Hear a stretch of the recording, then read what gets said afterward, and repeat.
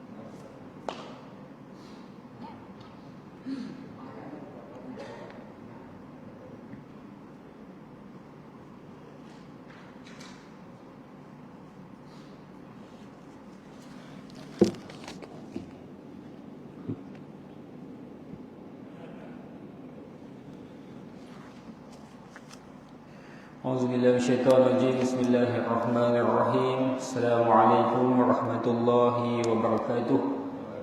Alhamdulillahi rabbil alamin wal 'aqibatu lil muttaqin wal 'udwana illa 'alal zalimin. Asyhadu an la ilaha illallah wahdahu la syarika lah wa asyhadu anna sayyidina Muhammadan abduhu wa rasuluh as-safiyyuhu min khalqihi wa habibuh ballagha ar-risalah wa adda al-amanah wa nasaha al-ummah wa kashafa al-ummah وتركنا على محجة البيضاء ليلها كنهارها لا يذم إلا هالك صلاة الله وسلامه على حبيبنا المصطفى صلى الله عليه وسلم وعلى آله وصحبه ومن اهتدى بهديه ومن استنى بسنته ومن اقتدى بقدوته ومن استهدى بجهاده إلى يوم الدين سبحانك لا علم لنا إلا ما علمتنا إنك أنت العليم الحكيم ولا حول ولا قوة إلا بالله العلي العظيم بسم الله الرحمن الرحيم نوينا تعلم وتعليم وتذكر وتذكير والنفع والانتفاع والإفادة والاستفادة والحثم بكتاب الله وسنة صلى الله عليه وسلم والدعاء إلى الهدى وادخل وجه الله مرضاته وقربه وثوابه آمين اللهم آمين. أما بعد, Alhamdulillah, syukur pada Allah Subhanahu wa taala, kita berada tanggal yang ke-27 daripada bulan Syawal 1443 Hijriah, 28 hari bulan Mei 2022. Sekali lagi Allah izinkan kita untuk bangun daripada tidur setelah mana kita dimatikan sebentar oleh Allah Subhanahu wa taala. Maka dengan akibat daripada syukur kita kepada Allah, maka kita berada di sini tanda kita beriman kepada Allah. Sebagaimana tadi imam pun membacakan daripada surah Al-Baqarah, yang mana sifat kita adalah alladzina yu'minuna bil ghaibi wa yuqimuna as-salah wa mimma razaqnahum yunfikun. Mereka yang beriman kepada perkara yang ghaib. Maka apa maksud beriman kepada perkara yang ghaib? Beriman kepada dosa dan pahala, beriman kepada neraka dan syurga. Maka kerana kita mengetahui adanya neraka, kita mengetahui adanya dosa, kita mengetahui adanya pahala, kita mengetahui adanya syurga, maka kerana itu kita bangun susah payah kita berada di sini. Kita meyakini bahawa ada pahala daripada Allah. Sedangkan nanti kita keluar, kita tak nampak pun pahala, kita tak nampak pun syurga. Tapi kerana kita beriman kepada Allah dengan alladzina yu'minuna bil ghaibi, mereka yang beriman kepada perkara yang ghaib, wa yuqimuna as-salah, dan mendirikan solat. Jadi tanda dia beriman kepada perkara ghaib, pertama dia mesti solat. Kalau dia tak solat, maka dia tidak beriman dengan perkara ghaib, tak beriman dengan syurga, neraka, tak beriman dengan pahala dosa. Jadi mudah-mudahan kita ini golongan yang beriman tentang itu. Jadi kita terus kepada kita punya pengajian surah yang baru pada pagi hari ini, iaitu surah yang ke-85, surah Al-Buruj, yang diturunkan di Mekah, yang mengandungi isnatani wa ishruna ayah, ada 22 ayat. Jadi kita lihat mukaddimah daripada surah ini, dibicarakan bahawa surah ini adalah surah Makkiyah, maka ceritanya sebagaimana cerita surah Makkiyah yang lain, iaitu untuk mempamerkan tentang hakikat keimanan dan akidah kepada Allah Subhanahu wa taala. Dan surah ini akan mengisarkan tentang satu kisah yang kita akan bacakan nanti, iaitu kisah Ashabul Ukhdud. Kita akan baca nanti tentang kisah Ashabul Ukhdud, iaitu kisah pengorbanan individu, seorang individu ataupun satu kumpulan manusia untuk mempertahankan akidah dan imannya kepada Allah Subhanahu wa taala.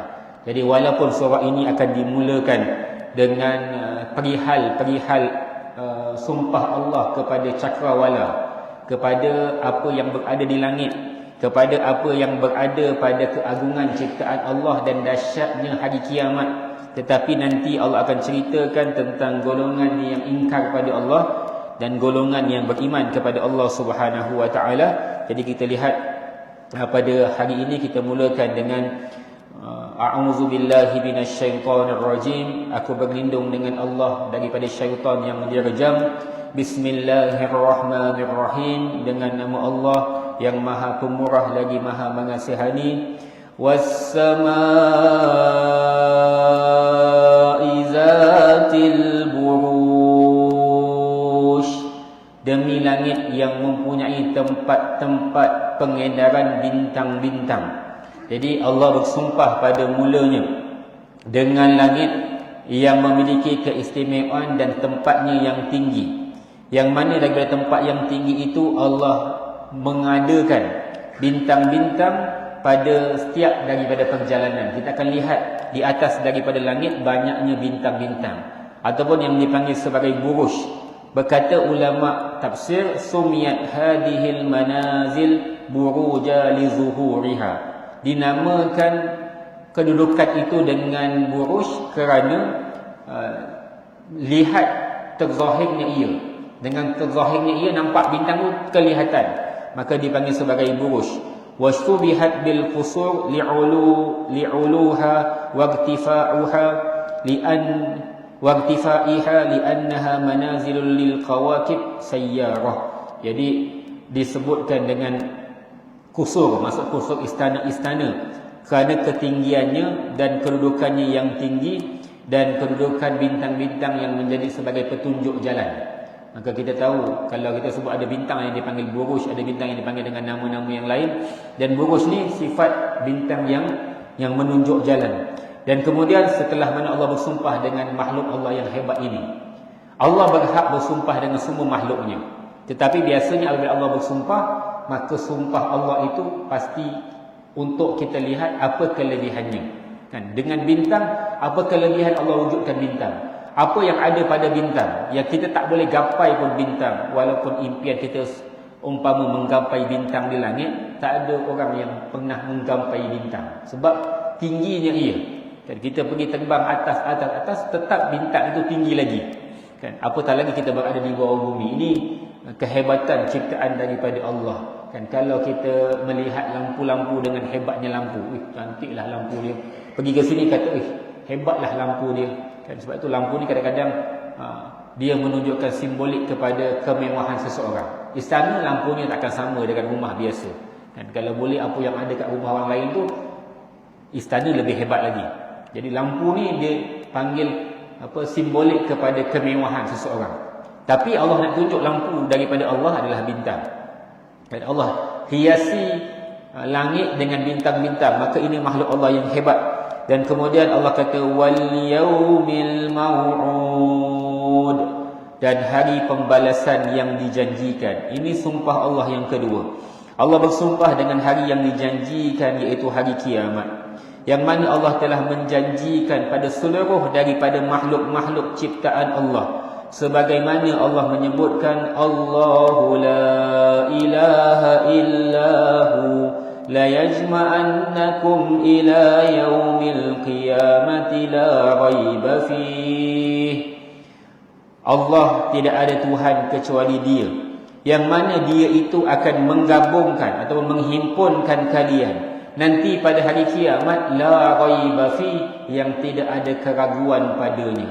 Kita semua akan dihimpunkan pada hari kiamat, yang tua, yang muda, yang miskin, yang kaya, yang berpangkat, yang tidak berpangkat, raja, rakyat, laki, perempuan, semuanya Allah himpunkan dalam keadaan yang sama, uryana, dalam keadaan telanjang bulat, kan? Tak ada dah serban ke, namanya Ustaz Luqman ke, apa ke, semua sama. Supaya apa? Penilaiannya tidak membezakan. Yang ada paku ke banyak paku dekat dia punya bahu pun sama. Yang miskin pun sama, yang kaya pun sama. Dekat sini kita ada level. Levelnya bawa kereta, tengok kereta apa? Buatan Malaysia ke, buatan Jepun. Itu murah lagi. Buatan Malaysia ke, buatan Eropah, mahal sikit, kan? Buatan Malaysia ke, buatan Jerman, lagi mahal. Jadi semua tu dia ada beza. Pakai selipar pun beza. Selipar Jepun ke, selipar lain. Tapi pergi masjid nampak macam selipar semua sama lah, sebab takut hilang. Tapi kalau pergi mana-mana, pergi kerja pun kasutnya beza-beza. Hebat-hebat, kilat-kilat kasut dia. Ini perbezaan. Pakaian akan membezakan. Itu hakikat. Tengok pakaiannya. Sebab itu pakaian ni orang suka dengan pakaian yang cantik-cantik. Kenapa? Dia simbol dia membezakan status dia dengan orang lain. Waktu orang kaya ni dia punya pakaian dia beza dengan orang lain. Tapi ada juga yang kaya yang biasa. Tapi nanti di akhirat Allah takkan bezakan dengan tak ada pakaian. Akhirnya semua akan dihimpunkan, dan pada hari itu tidak ada perbezaan. Semuanya tidak ada yang tertinggal. Dengan kata yang tertinggal, tak. Semuanya sama. Semua akan dihimpunkan. Cuma kejap ke, lama ke, sejuk ke, panas ke, keadaannya keluh kesah ataupun tidak ke, semuanya tergantung kepada amalan. Tapi keadaannya sama.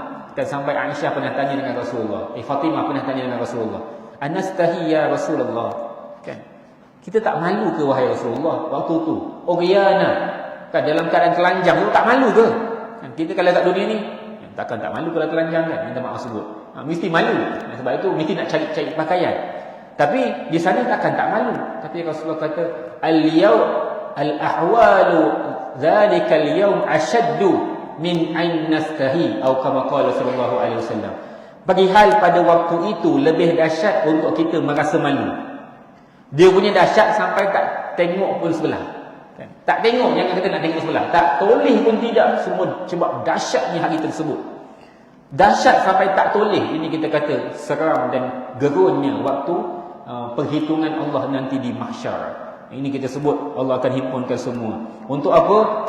Untuk wasyahidin wa masyhud, dan makhluk-makhluk yang hadir menyaksikan hari itu serta segala keadaan yang disaksikan.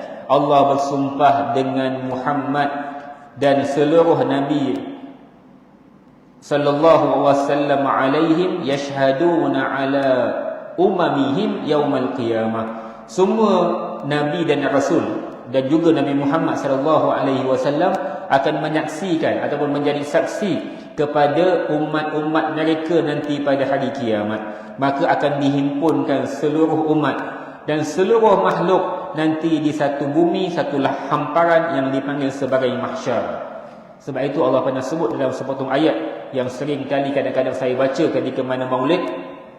Rasulullah pernah satu ketika sedang dibacakan kepada baginda akan ayat daripada Allah, daripada Sayyidina Abdullah ibnu Mas'ud. Maka sampai sepotong ayat Rasulullah kata dengan Abdullah bin Mas'ud, kafa, kan, cukuplah. Maka Abdullah kata, aku melihat mata Nabi sedang berlinangan air mata, kan, berlinangan air mata, nangis Rasulullah. Maka sahabat tanya, ayat apa yang kamu baca sampai Rasulullah minta berhenti dan menangis? Maka ayat ini yang ini. Apa ayat dia? فَكَيْفَ إِذَا جِئْنَا مِنْ كُلِّ أُمَّةٍ بِشَهِيدٍ وَجِئْنَا بِكَ عَلَى هَؤُلَاءِ شَهِيدًا. Dan bagaimana ketika mana kami datangkan pada tiap-tiap umat itu Nabi mereka. Dan kami datangkan kamu, wahai Muhammad, menjadi saksi atas dosa-dosa daripada umatmu. Menangis Rasulullah. Sebab tuan-tuan, nanti Rasulullah akan jadi saksi. Allah memang jadikan Nabi Muhammad sebagai saksi kepada kita. Maka Rasulullah tak boleh bayang satu masa nanti menyaksikan umatnya diperhitungkan oleh Allah dalam keadaan adanya yang akan dihumban ke dalam neraka. Maka Rasulullah tak sanggup. Dengar pun nangis. Baru dengar, belum berlaku.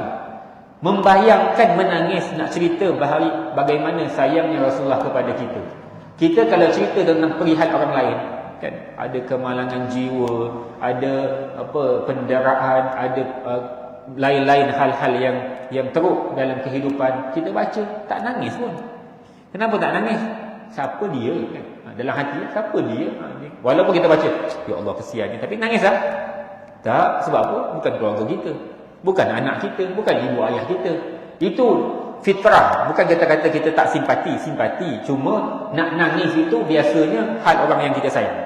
Kalau kita baca berita, ya Allah, keluarga aku meninggal, contoh, masa tu masa sedih, itu pun keluarga pun tengok juga, dekat ke jauh. Kalau jauh, biasa-biasa je. Nak pergi mana? Nak pergi balik kampung. Kenapa? Pakcik meninggal. Relax je orang tu. Kenapa? Sebab jauh. Tapi kalau dia rapat dengan pakcik dia, mungkin dia akan rasa sikit. Itu hakikat. Biasanya kita akan sedih kepada perkara yang kita sayang. Kenapa Rasulullah sedih? Rasulullah menangis sebab Rasulullah sayang umat. Rasulullah baca pun nangis. Ya Allah, kan? Kita ni baca tentang Rasulullah, nangis pun tidak. Sayang ke tidak Rasulullah?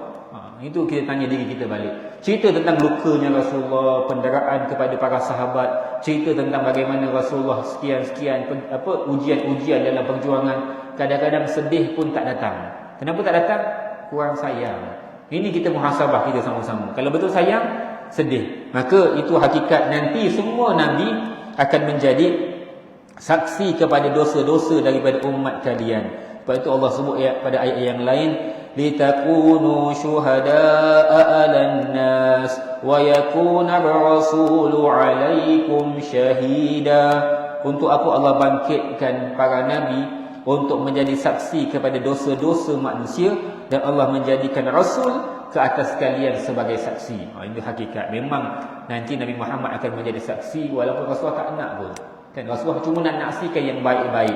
Maka selagi mana Rasulullah boleh beri syafaat, Rasulullah akan beri syafaat. Itu Rasulullah. Dan kemudian cerita yang berbeza setelah mana Allah bersumpah dengan yang tiga ini. Kemudian ayat yang keempat Allah menyatakan, qutila ashabul ukhdud annari zatil waqud idhum 'alaiha qu'ud wa hum 'ala ma yaf'aluna bil mu'minina syuhud. Celakalah kaum yang menggali parit api yang penuh bahan bakaran. Mereka dilaknat ketika mereka duduk di kelilingnya, sambil mereka melihat apa yang mereka lakukan kepada orang-orang yang beriman. Jadi Allah kemudian menceritakan kepada ashabul ukhdud yang terbakar. Ini disebutkan jawapan kepada sumpah. Setelah mana Allah kata was-sama'i dzatil buruj wal yawmil ma'ud wa syahidin wa mashhud. Ini sumpah. Lepas sumpah dia ada panggil jawab sumpah. Apa jawab sumpah? Ceritanya qutila ashabul ukhdud, telah terbunuhnya akan celakalah kepada kaum yang disebut sebagai penggali parit. Maksud ukhdud penggali parit. Jadi di sini adalah jumlah du'aiyah, satu jumlah doa, ai Allah akan membunuh dan Allah akan melaknat golongan yang dipanggil sebagai ashabul ukhdud, iaitu penggali parit, yang mana mereka menggali satu tanah yang panjang dan dihimpunkan beberapa parit untuk menghumban orang-orang yang beriman padanya. Maka bukan hanya menggali parit, bahkan mereka membakar akan parit tersebut untuk membakar orang yang beriman. Disebut oleh Imam Al-Qurtubi, al-ukhdud al-syaqqul azim al-mustatil fil ard kal khandaq wa jam'uhu akhadid. Jadi dikatakan maksud ukhdud adalah satu lubang yang besar, yang panjang. Dia bukan parit biasa, dia parit besar, panjang. Yang dia adalah dipanggil juga sebagai khandaq. Kalau kita belajar tentang peperangan khandaq, kenapa dipanggil perang khandaq? Sebab perang itu perang gali parit, ataupun nama yang lain perang Ahzab, itu nama yang lain, tapi terkenal dengan namanya Al-Khandaq. Tuan-tuan kalau pergi Madinah, ada tempat jalan tersebut, saya lupa nama jalannya. Jalan tu sebenarnya dulunya Khandaq yang digali. Kan? Cadangan Salman Al-Farisi radhiyallahu taala anhu, kita nak perang wahai Rasulullah, kita gali Khandaq. Kita gali parit sebab kaedah Parsi begitu. Istana-istana di Parsi dikelilingi dengan parit besar. Jadi akhirnya kalau ada yang nak menyerang, dia kena lalu parit. Lalu parit bukan senang, kan? Lalu parit lebih senang nak diserang oleh pihak istana sebab dia kena menyeberang parit besar. Jadi Salman Al-Farisi cadang gali parit, dan bukan hanya gali, lepas gali timbus dengan yang dipanggil sebagai perangkap, kan? Semua sampai mereka tak nampak. Dia letak pelepah tambang atas parit tu, kemudian ditimbus dengan debu ataupun dengan tanah. Akhirnya mereka pijak, mereka jatuh dalam parit dan diserang daripada atas. Maka tu menang tentera Islam sebab Khandaq. Jadi nama Khandaq jamaknya adalah akhadid, maka ashabul ukhdud adalah mereka yang menggali parit. Jadi kisahnya, mari kita nak ceritakan apa maksud kisah ashabul ukhdud. Kan kisahnya ada seorang lelaki yang beriman. Kan dia beriman satu ketika, kalau ikut daripada asal usul daripada kisah, bagaimana ada seorang yang sakit dan kemudian dia pergi merawat dengan ahli-ahli sihir, tapi tak baik. Tak baik, maka apa yang dia buat? Dia bertemu dengan seorang pemuda. Apabila bertemu dengan seorang pemuda, maka dengan izin daripada Allah, pemuda tu berjaya menyembuhkannya. Maka apabila lelaki itu dia pun pergi ke istana yang sembuh tu, maka diceritakan perihal dia jumpa dengan ahli sihir, tak berjaya untuk sembuhkan penyakitnya, tapi jumpa dengan seorang ni tersembuh pula. Sedangkan dia tidak dikenali, maka dipanggil. Apabila dipanggil, panggil, dia kata, macam mana kamu sembuh?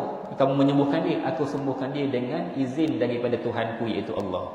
Maka raja ni tak puas hati. Mana ada Tuhan kecuali aku? Mana ada Tuhan selain daripada aku? Dia kata begitu. Maka dia kata, tak ada Tuhan selain daripada kamu, iaitu Allah Subhanahu wa taala. Maka akhirnya dia pun utuskan tenteranya. Tenteranya untuk bunuh orang ni. Jadi pertama dia buat apa? Pertama dia bawa ke lautan, kan? Bawa ke laut, dan lepas bawa tu di tengah-tengah laut campak dia. Biar dia kena makan dengan ikan. Maka dia bawa di atas kapal, jalankan pemuda tersebut. Maka kemudian takdir daripada Allah berlaku ombak yang besar, kan? Akhirnya laut bergelora dan semua yang ada atas kapal mati. Pemuda ini dia yang selamat. Maka dia pun balik jumpa raja. Dah selamat, larilah. Tapi dia balik jumpa raja. Maka dia pun diri di atas depan raja. Raja kata, tak mati pula engkau. Mana yang lain? Yang lain semua mati. Tadi ombak besar, maka kapal karam semua mati. Kau hidup pula. Jadi dia pun kata. Maka dia ambil bala tenteranya. Dia pun suruh bawa ke atas gunung. Gunung yang tinggi. Daripada atas gunung campak pemuda ni.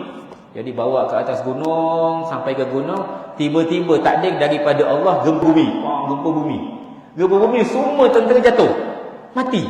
Pemuda ni selamat, relax, balik lagi istana.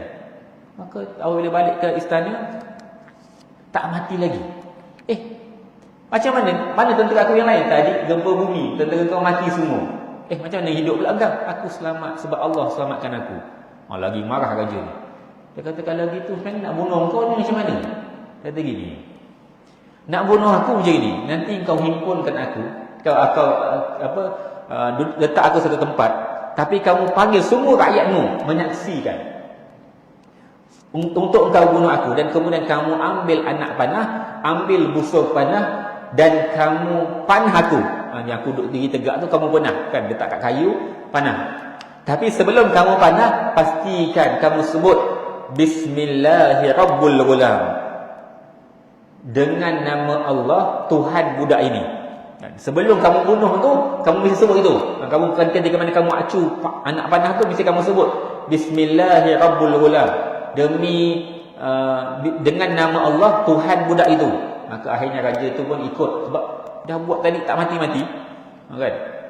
Ia pun nak buat, tetap nak bunuh juga, sebab dia punya zalimnya tetap nak bunuh juga. Jadi pemuda tu diletakkan satu tempat, disaksikan oleh rakyat-rakyatnya. Maka pada ketika itu raja pun ambil panah, ambil busur panah, dia pun panah, tapi diingat pesanan budak itu. Ketika mana sebelum dia lepaskan anak panah, dia kata Bismillahirrabbilghulam, dengan nama Allah Tuhan budak itu. Maka dipanah tepat kena pada kepala, ada yang kata ada kena pada dada, dan menyebabkan pemuda itu pun syahid, gugur syahid. Tapi kesan daripada kematiannya, disaksikan oleh rakyat yang tidak beriman pada asalnya. Dia kata, raja pun ketika mana sebelum nak bunuh baca bismillah, kan? Siapa Allah itu? Tuhan budak itu. Maka akhirnya seluruh mereka beriman. Amanna bi rabbil ghulam, kami beriman dengan Tuhan budak itu. Raja tak puas hati. Kalau dia tak puas hati, maka dia arahkan tenteranya gali parit.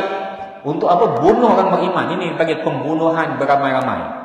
Bukan seorang. Kesan daripada kematian seseorang menghidupkan iman seluruh kampung, seluruh negeri. Semua beriman. Tapi tentera dia taat lah, kan? Terpaksa taat. Maka tentera gali parit. Itu dia panggil qutila ashabul ukhdud. Jadi mereka menggali parit untuk bunuh orang beriman ini. Ini kisah dia. Kisah ashabul ukhdud. Tapi ashabul ukhdud tu orang jahat, kan? Yang penggali parit. Bukan ashabul ukhdud yang terbunuh tadi. Yang terbunuh itu orang beriman. Jadi ini kisah yang Allah ceritakan tentang bagaimana mereka gali parit. Bukan hanya gali parit untuk dihumban, bahkan mereka hidupkan api. Ini dikatakan dalam satu riwayat, di antara 3 bayi yang bercakap ketika mana waktu bayi, kan? Antaranya Nabi Isa, kan, yang bercakap waktu bayi. Di antaranya ni bayi yang terbunuh dalam kisah ashabul ukhdud. Jadi ketika mana seorang ibu dia pegang, di antara yang lain kan ada yang kisah, dia panggil kisah masyuqah, iaitu penyikat rambut Asia, kan, isterinya Fir'aun. Itu pun anaknya pun bercakap. Itu di antaranya. Dan Nabi Isa yang ketiga ashabul ukhdud. Bagaimana ketika mana ibu tadi nak terjun ke dalam api, nak tahankan iman. Jadi kalau kamu tak kembali beriman kepada raja, kamu kena terjun dalam api. Maka ibu tadi, dia memang beriman, tapi dia fikir anak dia yang dia kendong ni, yang dia dokong ni, keselamatan anak dia, kan? Ibu ni kadang-kadang kerana anak dia sanggup buat apa pun, jadi dia jangan dokong anak dia tak sanggup nak terjun. Habis anakku jadi apa? Kalau anak masuk, anak mati. Kalau dia masuk, anak pun mati, kan? Sebab apa? Siapa nak jaga anak dia? Jadi mesti dua-dua kena terjun. Jadi dia fikir mana nak selamatkan anak dia. Ibu memang begitu. Macam mana nak tahankan anak dia? Jadi Allah mengizinkan untuk bayi ini bercakap, Bu, terjun. Itu anak dia.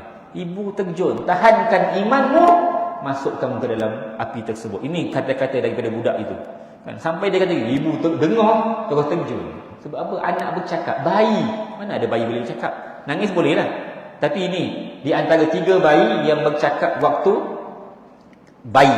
Bayi yang bercakap waktu bayi. Jadi ini kisah ashabul ukhdud. Sebab itu Allah bersumpah. Kenapa kita kena cerita? Sebab Allah sebut qutila ashabul ukhdud an-nari dhatil waqud, parit api yang penuh bahan bakarannya, yang mana mereka menghidupkan api yang dihimpunkan pada api itu dengan kayu-kayu bakar sehingga api itu menjadi lahap.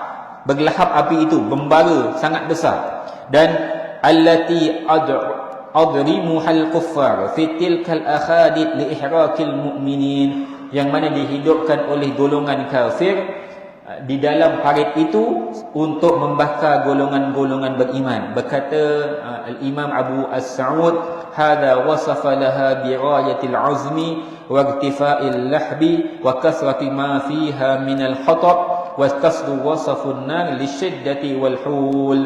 Jadi dikatakan Allah sebut dengan zat an-nari zatil waqud, nak tunjuk apinya bukan api yang biasa, sampai apinya besar membara sehingga dia punya lahap api, bara api itu tinggi Kan kalau kita tengok macam kilang terbakar tu kan api tinggi, ni tinggi lagi.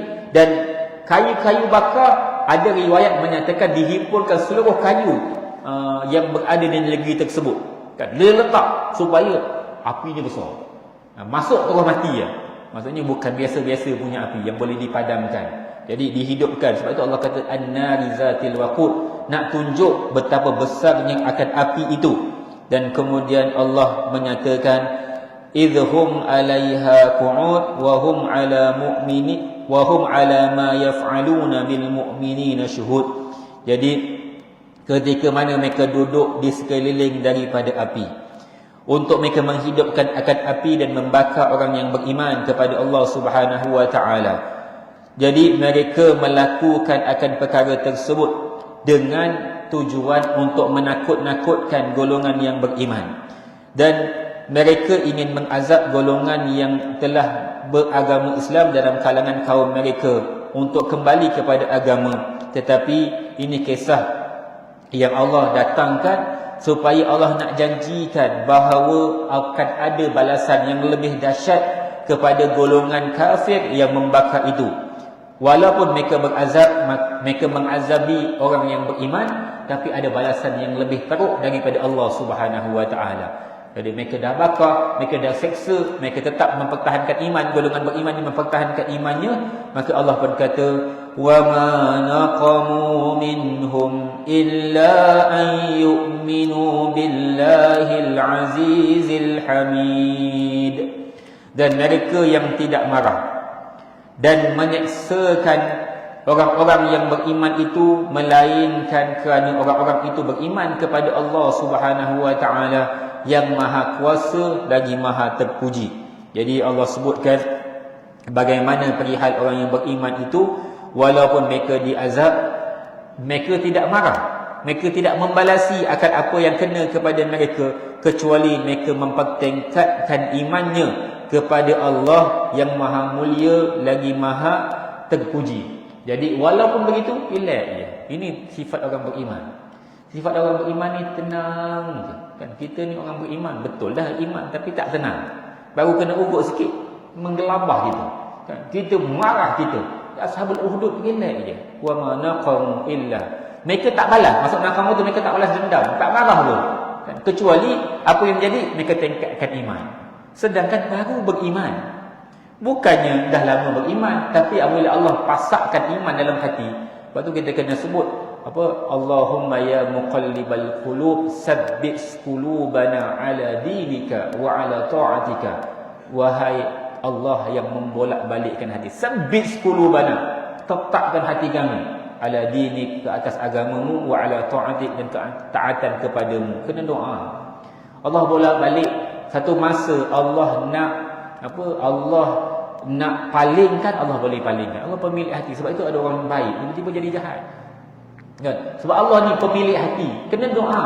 Kita ni kadang-kadang doa tapi tak faham. Kita doa kena sungguh-sungguh dalam hati. Ya Allah, Engkau pemilik hati. Wahai Allah, tolonglah ya Allah, tetapkan hati aku ni. Orang beriman sifatnya tenang je. Kan? Orang kafir buat apa pun tenang je. SOP bagaimanapun tenang. Jadi SOP marah. Apa SOP ni? Tenanglah, orang beriman tenang. Tengok SOP dah longgar, tak datang juga. Kan? Jadi orang kita ni tenang. Akhirnya apabila boleh semayang, kitalah orang pertama yang akan pergi semayang. Ia akan pergi untuk mengimarahkan rumah daripada rumah-rumah Allah.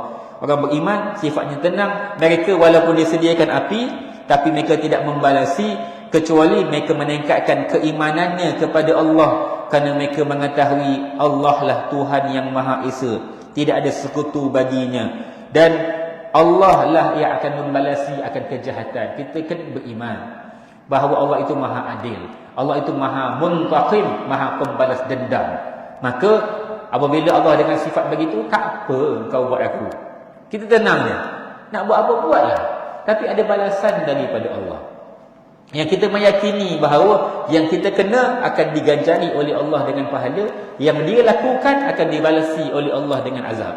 Jadi apabila kita beriman dengan perkara tersebut, pasti kita akan tenang. Dan kemudian disebutkan pada ayat yang ke-9, alladzi lahu mulkus samawati wal ardh wallahu ala kulli syai'in syahid. Tuhan yang menguasai segala alam langit dan bumi. Dan ingatlah, Allah sentiasa menyaksikan akan tiap-tiap sesuatu. Dialah Tuhan yang Maha Agung, pemilik segala ciptaan daripadanya, dan ialah yang sangat berhak untuk dipuji dan dipuja. Dan dikatakan dalam tafsir Al-Bahr, wa innama zukiral awsafu allati yastahiqqu biha ta'ala ay yu'minu bih. Jadi Allah menyebutkan dengan sifat-sifat untuk membenarkan dan terhaknya kepada Allah, untuk kita beriman kepada Allah Subhanahu wa taala, kerana Allah itu aziz. Maksud aziz, ghalib, qadirun, yukhsha iqabih. Jadi sesuatu yang kita kena takut akan balasannya. Allah Maha Mulia, maksud Maha Mulia pasti ada pembalasan daripada Allah. Allah Maha berkuasa atas tiap-tiap sesuatu. Dan maksud hamidah, apa maksud hamid? Allah lah yang memberikan segala nikmat, maka terhak atas Allah untuk dipuji atas nikmat-nikmat kurniaan daripada Allah. Jadi kalau kita nak memuji Allah dengan nikmat daripada Allah, tak terjangkau dengan apa yang kita nak sebut. Kita nak kata apa-apa pun sebenarnya tak mampu untuk membalasi akan nikmat daripada Allah. Tapi Allah minta pujilah. Paling-paling lepas solat 33, alhamdulillah, kan? Sebut Allah, alhamdulillah. Sebut Allahu Akbar, sebut apa? Subhanallah. Cukuplah kalau kita boleh memuji-muji Allah dengan zikir tersebut. Dan kemudian Allah kata lahu mulkus samawati wal ardh. Dengan sifat Allah itu adalah pemilik langit dan bumi. Maka tiap-tiap daripada keduanya, langit dan bumi, maka terhak kepada makhluknya untuk beribadah kepadanya dan khusyuk kepadanya. Dan kemudian Allah menyebutkan wallahu ala kulli syai'in syahid, dan Allah menyaksikan akan tiap-tiap sesuatu. Maksudnya yang kamu buat baik, Allah saksikan. Kamu tahankan iman kamu, Allah saksikan. Kita susah payah bangun subuh. Ada yang mungkin senang bangun subuh, tidurnya awal, badannya sihat, bangunnya senang. Ada orang mungkin susah nak bangun subuh, tidurnya lewat, badannya tak sihat, jadi nak bangun tu kadang-kadang ngesot. Kan kadang-kadang ya Allah, dia punya nak gerak pinggang dah tidur tu kan, sakit slip disc pula. Dia punya nak gerak payah. Jadi yang kita punya kepayahan tu, wallahu ala kulli syai'in syahid. Allah itu Maha Penyaksi. Jadi Allah tengok yang kita buat baik banyak-banyak ni, jangan risau. Aku ni buat baik banyak dah, tak jadi AJK masjid pun. Kadang-kadang dia ada perasaan tu kan. Tak apa tuan-tuan. Allah Maha mengetahui yang kita buat. Kan? Yang kita susah payah kerana Allah ni, Allah Maha mengetahui. Yang kita bangun pada malam tadi ni kan, untuk tahajud ni, Allah Maha mengetahui. Allah Maha mengetahui. Tak payah cerita dengan orang lah. Asyik cerita dengan orang ni. Asal buat baik ni cerita, asal buat baik cerita. Untuk apa sebenarnya kita cerita? Untuk orang puji ya. Kan? Baiknya dia kan. Kenapa? Sebab dia ingin dipamerkan kebaikannya oleh sesiapa. Jadi buat baik ini tak payah pamer. Allah Maha Penyaksi. Dan kemudian maksud Allah menyaksikan juga, Allah pasti membalasi kejahatan. Orang yang buat jahat jangan rasa terlepas daripada Allah. Mahkamah dunia tidak berapa nak adil. Kan, walaupun kata apa justice lah, berkeadilan lah, the place of justice lah, istana kehakiman tu, the place of justice. Kat Putrajaya tu tak apa. Tapi adakah adil semuanya? Wallahu a'lam. Dia jawab kan kena saman pula saya kan. Tapi itu hakikat. Kalau dia ada duit lebih, kalau dia ada pangkat, kalau dia boleh upah peguam yang hebat dalam mempertahankan hujah, kan boleh jadi dia terlepas kat dunia. Tapi kena ingat, wallahu ala kulli syai'in syahid. Allah itu Maha menyaksikan akan tiap-tiap sesuatu. Ya, bila dia beriman, akhirnya dia kena paling-paling kalau dia sedar itu, taubatlah pada Allah. Allah kan Maha penerima taubat. Tapi kalau dia kekal dengan sifatnya, kezalimannya, kejahatannya, maka ingat ada balasan daripada Allah. Jadi orang beriman tenang. Dia buat baik pasti ada pahala, orang buat jahat kat dia pasti ada balasan daripada Allah. Jadi kemudian Allah menyebutkan innal ladzina fatanul mu'minina wal mu'minat thumma lam yatubu falahum adabu jahannam walahum adzabul hariq. Sesungguhnya orang-orang yang menimpakan bencana untuk memesongkan orang-orang lelaki yang beriman dan orang-orang perempuan yang beriman, kemudian mereka tidak bertaubat, maka mereka akan beroleh azab neraka Jahannam kerana perbuatan buruk itu, dan mereka akan beroleh lagi azab api yang kuat membakar kerana mereka tidak bertaubat. Jadi Allah menyebutkan pada ayat yang ke-10, Allah menyatakan sesungguhnya golongan yang mengazabi dan golongan yang membakar golongan beriman lelaki dan perempuan. Yang terbakar oleh ashabul ukhdud bukan hanya lelaki, bahkan juga perempuan. Dua-dua beriman. Mereka lihat pemuda tadi terbunuh dengan sebab mempertahankan imannya. Pertama, sebab mereka kagum dengan budak yang pertahankan iman. Walaupun dia telah selamat, tapi dia tak lari. Dia tetap kembali semula. Sebab apa dia kembali semula? Rupanya cara Allah untuk beri iman kepada semua. Tak cukup iman seorang. Sebab tu kita ni kalau boleh usaha, jangan hanya kita beriman seorang. Budak ni sanggup mempertahankan iman dan mengajak orang lain beriman sehingga dia terbunuh. Dia boleh lari, selamat daripada lautan, boleh lari, tapi dia kembali pada istana.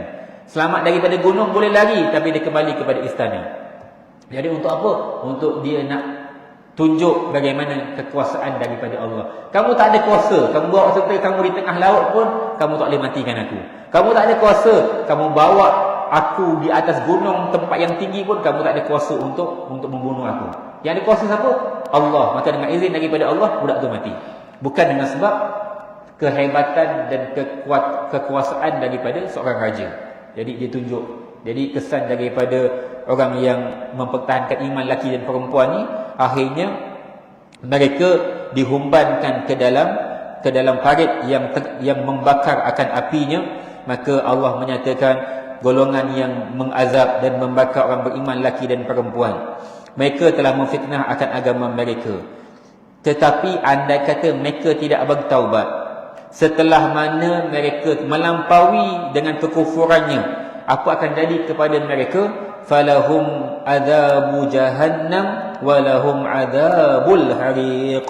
Kepada mereka dengan balasan sebab kekufuran mereka adalah azab neraka Jahannam.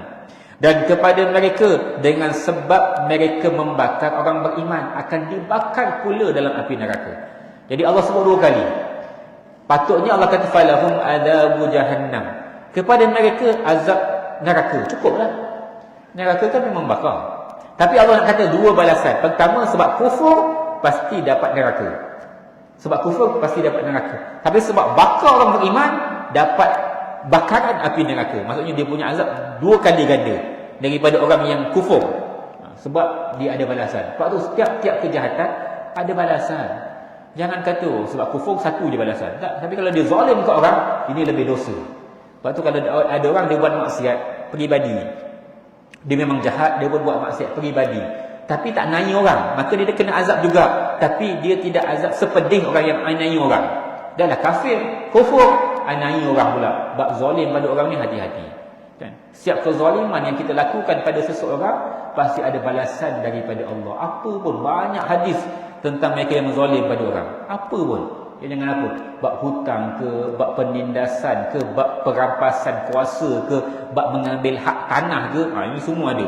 Rasulullah kata, siapa yang ambil sejengkal daripada tanah rakyat, maka Allah akan humban dia satu depa dalam bumi. Allah balas, humban lagi. Mana ada tanah satu jengkal? Ada tanah satu jengkal? Tak ada. Aku ambil tanah kau ni sejengkal? Ada? Tak ada. Ambil tanah 1 ekar. Kan ambil rampas tanah orang, hati-hati. Semuanya kena lihat.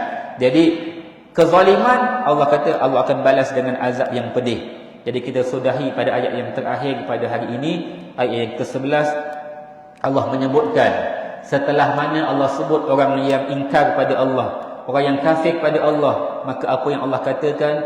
Innal ladzina amanu wa amilus solihat lahum jannatun tajri min tahtihal anhar zalikal fawzul kabir. sesungguhnya orang-orang yang beriman dan beramal soleh, mereka akan beroleh syurga yang mengalir di bawahnya beberapa sungai.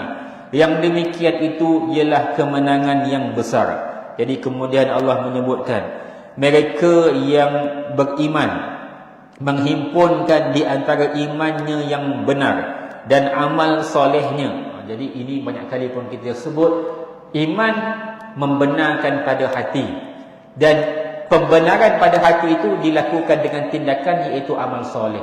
Bukti kita beriman mesti amal kita soleh. Kalau kita kata kita beriman, amal tak soleh, tak guna.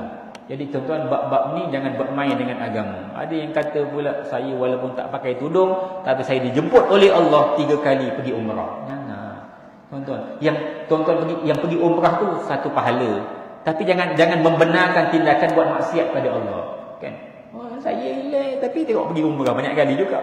Sebab kan Ustaz kata, kita ni kalau pergi umrah, pergi haji, itu undangan daripada Allah. Dia fatullah, duyufur rahman. Ini minggu depan dah mula jemaah pertama akan berlepas. Allahu akbar.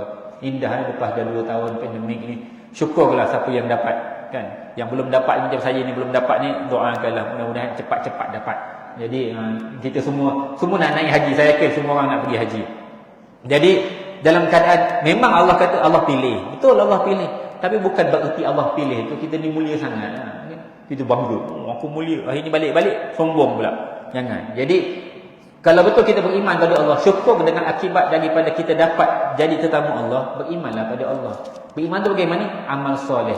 Dan ingat, amal soleh dia bukan bererti buat baik dengan amal-amal yang baik-baik sahaja, tapi meninggalkan maksiat itu juga amal soleh. Sebab ramai yang beranggapan amal soleh itu buat baik, tapi dia lupa amal soleh juga kita menghalangi diri kita daripada melakukan maksiat. Itu juga amal soleh. Jadi jangan kata amal soleh itu hanya buat baik je.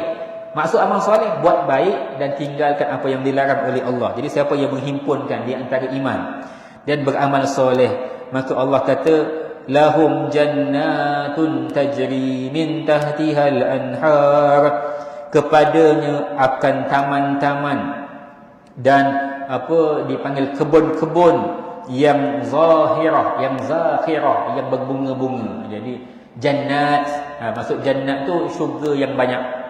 Jadi dia macam kita kan Raudhatul Jannah, taman-taman syurga. Maksud syurga tu satu taman yang hiasi dengan keindahan. Ada taman saja. Sebab tu kalau sebut taman sahaja mesti ada bunga. Kan yang kerja MBJB, MBIP, nama taman tak ada bunga itu bukan taman.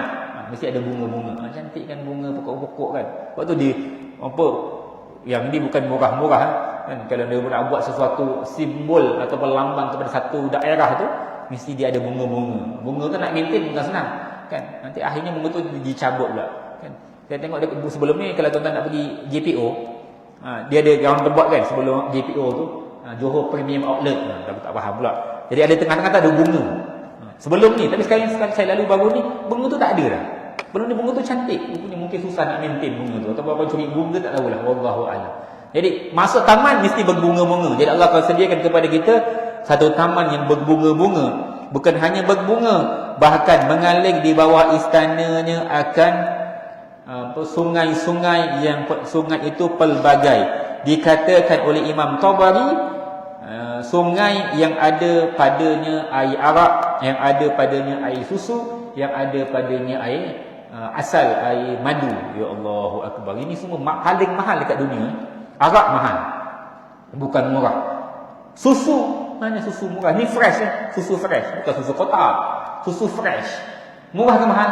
Mahal sebotol kena RM10. Dahlah RM10 cepat basi pula. Kan kena masuk dekat freezer, dekat tempat yang sejuk beku. Kalau tak basi, fresh. Tapi Allah punya lagi fresh, ngalir. Fresh itu mengalir madu. Allah, kalau nak beli yang original kan, musuh ni 100 lebih lah.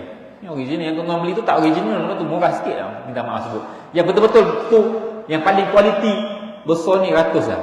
Kan, dia punya mahal. Sungai madu, ya Allah, mahalnya sungai ni.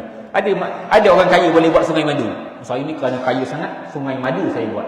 Sungai susu, kena kecam nanti. Kan? Membazir susu, buat mandi lah susu. Kan? Jadi orang akan marah. Sebab barang tu mahal. Kalau barang tu mahal, tak layak untuk manusia melakukan perkara tersebut. Tak ada orang kaya di dunia yang sehebat mana kaya pun dia buat sungai Arab. Ada? Kerana dia suka sangat Arab, dia buat sungai Arab. Dia pun tak mampu nak maintain sungai itu sebab mahal. Jadi Allah jadikan di bawah sungai dengan itu. Maka semua ini apa dia? Dzalikal fawzul kabir. Ini adalah kemenangan yang agung dengan kemuncak, yang mana tidak ada kebahagiaan dan tidak ada kemenangan selepas daripada itu. Tidak ada menang, tidak ada hebat, tidak ada nikmat yang lebih nikmat daripada syurga Allah Subhanahu wa taala. Apa pun yang kita bayang daripada nikmat, kemuncaknya syurga. Maka sebab itu impian kita adalah syurga daripada Allah. Kita dah macam-macam impian dekat dunia. Impian nak naik pangkat, impian nak kaya, impian nak kahwin, impian nak anak, impian sekian, 1, 2, 3, tapi tak sebesar impian daripada syurga. Lepas tu kita doa pada Allah, Allahumma inna nas'aluka ridhaka wal jannah. Ya Allah, kami minta padamu, wahai Allah, syurga. Tiap-tiap kali lepas solat minta syurga daripada Allah. Jangan tak minta syurga.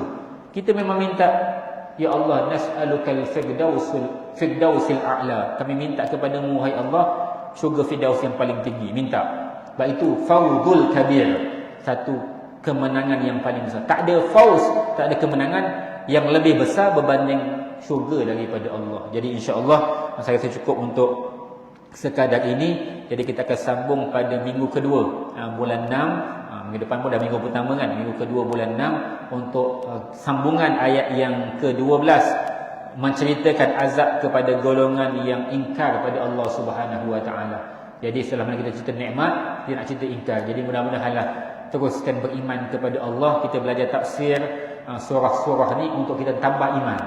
Kalau tak kita diingatkan, kita akan bertambah iman. Jadi kerana kita ingat ni untuk diri saya dan kita semua ni, supaya kita terus beriman pada Allah. Satu masa nanti kalau Allah nak cabut nyawa kita, mudah-mudahan kita dalam keadaan iman pada Allah. Sebab ini bukan tempat kita. Dunia bukan tempat kita. Tempat kita adalah di akhirat. Kita semua akan ke sana. Kita tua ke, kita muda ke, kita kaya ke, kita miskin ke, kita sihat ke, kita sakit ke, kita semua akan ke sana. Jadi mudah-mudahan kita ke sana, dan ke sana itu syurga daripada Allah yang sedang menanti. Ini kita harap sangat insya-Allah. Jadi mudah-mudahan kita dapat sambung pada kuliah yang akan datang. Yang baik semua daripada Allah, yang lemah saya mohon ampun dan maaf. Ada kata tersilap, tersalah, terkasar bahasa. Jadi mudah-mudahan tuan-tuan lepas daripada Syawal meneruskan ibadah pada Allah. Ramadan dah lepas dah, ni Syawal pun nak habis dah. Jadi alhamdulillah dengan berkat daripada Syawal, kita meraihkan bulan ini dengan kemaafan, dengan jamuan, dengan ziarah dan lain-lain. Kita teruskan dengan budaya-budaya yang baik di bulan-bulan yang lain. Dan kita nak masuk bulan Zulkaidah ni, maksudnya bulan kita nak melihat kepada tetamu-tetamu Allah, iaitu haji. Jadi kita tak pergi haji, tapi kita nak ambil semangat supaya kita ni nak ambil semangat mereka juga, supaya kita nak berubah menjadi yang lebih baik insya-Allah. Wallahu taala alam. Bismillahirrahmanirrahim. Allahumma arhamna bil Qur'an waj'alhu lana imaman wa nuran wa hudan wa rahmah.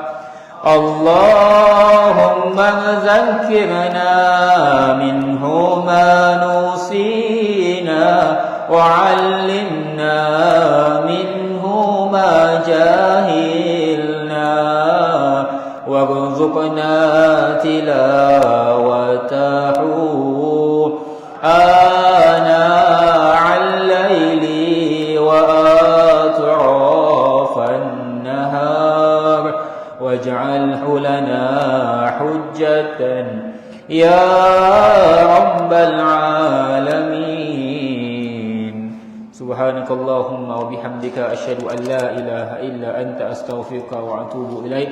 Bismillahirrahmanirrahim. Wal 'asri innal insana lafi khusr illa alladhina amanu wa 'amilus solihati wa tawasaw bil haqqi wa tawasaw bis sabr. Assalamualaikum warahmatullahi wabarakatuh.